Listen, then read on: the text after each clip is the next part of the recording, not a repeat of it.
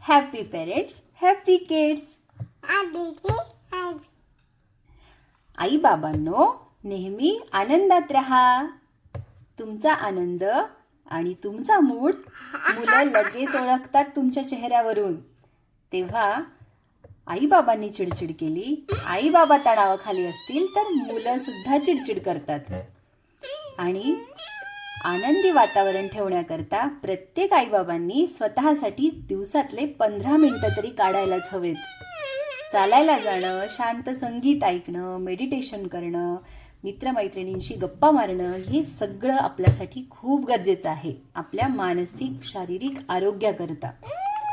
त्यामुळं घरातलं वातावरण पॉझिटिव्ह राहील, आनंदी राहील. आणि आनंदी वातावरणात वाढणारी मुलं ही आनंदी बनतात. तेव्हा आई बाबांनो, बी हॅपी.